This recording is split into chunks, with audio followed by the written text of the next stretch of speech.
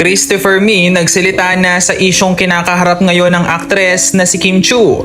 Pinagtanggol din sa mga bashers dahil sa mga diskriminasyon at sa mga panlalait na natatanggap ng aktres online. Para sa kabuuang balita, alamin natin ang buong detalye.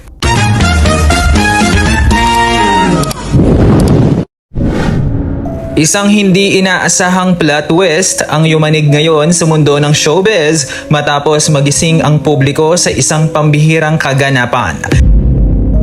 Ipinagtanggol ng veteran columnist na si Christopher Min ang kapamilya superstar na si Kim Chiu. Sa pinakabagong episode ng kanyang patok na YouTube channel, literal na nalaglag ang panga ng libu-libong netizen nang marinig ang tila gabi naging araw na pahayag ni Fermin na kilala sa kanyang matatalas at walang korap na kritisismo sa mga artista. Sa halip na ang nakasanayang patutsada, isang nag-aalab at solidong depensa ang binitawan ng kolumnista para kay Kim. Dahilan upang mag-trending at mag-init ang mga talakayan sa social media. Mariing binuweltahan at pinalaga ni Fermin ang mga walang tigil na basher na patuloy na bumabatikos sa It's Showtime host. Partikular na ang mga isyong bumabalot sa kanyang personal na buhay at karera.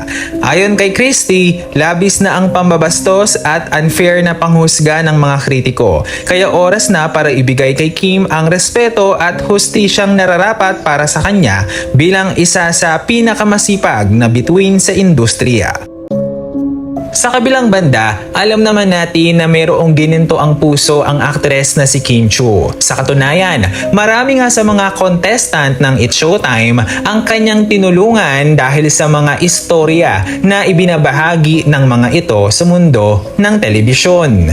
Isa nga si Kim Chiu sa mga host ng It's Showtime na patuloy na tumutulong sa mga mahihirap sa mga contestant na hindi naman kasama sa mga cash prizes. Kaya naman, isa ito sa mga hinahangaan ng mga tao sa kanya.